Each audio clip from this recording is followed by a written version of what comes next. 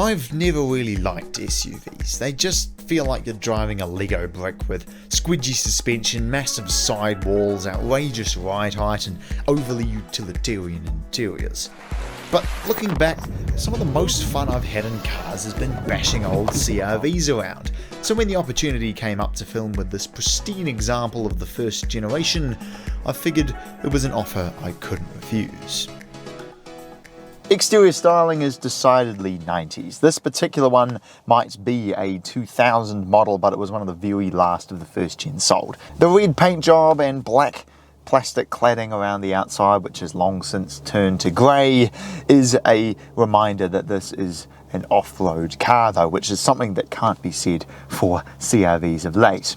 The engine, it's a B20B. It makes 108 kilowatt and 190 newton meters, and you could pair it up with either a 4-speed automatic in the case of this, or a 5-speed manual, and all of these first-gen CRVs, at least in New Zealand, came 4-wheel drive.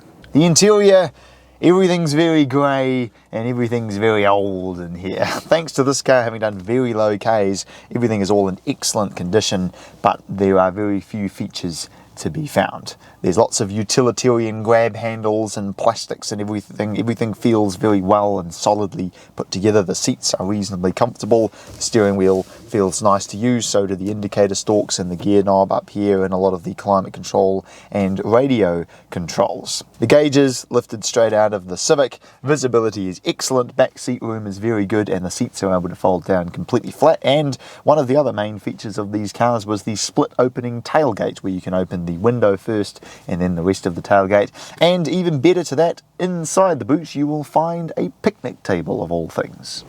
Now, I couldn't do a review of a CRV and not test out its off-roading capabilities. Thankfully, out the back of my house there's a nice little reserve out here that we can use to maybe put this car through some very gentle paces. Let's see how it goes up the hill here. Obviously it's got 4-wheel drive. I've got to say, driving off-road is something that I just thought was just for yobs and so on, but when I realised that you can actually have a lot of fun in just any old 4-wheel drive car, I suddenly realised, you know what, this is absolutely fantastic. Here we go. Now, the challenge for this car is this ditch. See if it can make it across on the old sort of cross angle here. Can get the front wheel up all right. And that's where it gets stuck, as it gets 2 wheels in the water. That's really where the limitations of the CRV's 4-wheel drive system unfortunately start to rear their ugly heads, where if you get 2 wheels kind of opposite each other, both with no traction, with no limited slip diffs, it can't do a whole lot. However, while it can't go up, it can go down, and because of the ground clearance that it has no troubles at all getting through, which is absolutely fantastic. It's very, very easy to drive, obviously, and you can just turn up here, ease it on down. Gets on quite a big angle, eh? A little bit unnerving, but otherwise, once you get the other wheel on the other side, drops down, it's able to haul itself through, no trouble at all. Not damaging anything, not scraping anything. So while it can't do really hardcore off-road stuff that requires locking diffs, things that require ground clearance, it has absolutely no troubles at all.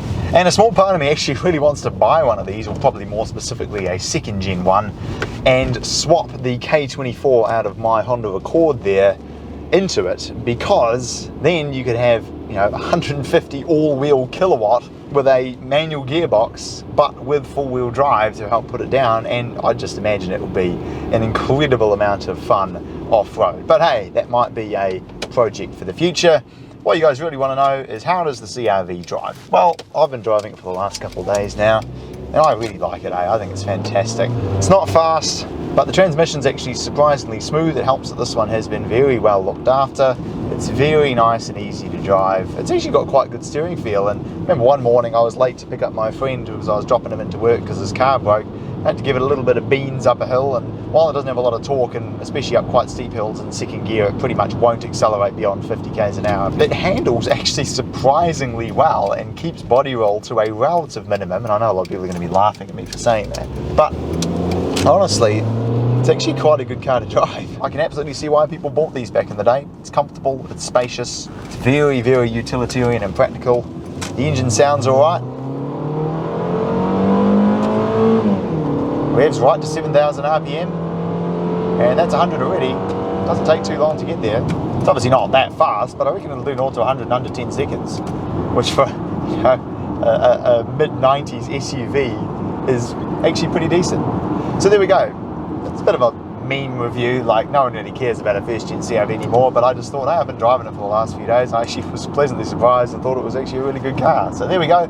That's the first generation CRV, and if you want to see me reviewing a second generation CRV off-road, then click over here. And if you want to see me reviewing another very practical Honda, then click over here to see my review of the new Jazz. And I'll look forward to seeing you again next time.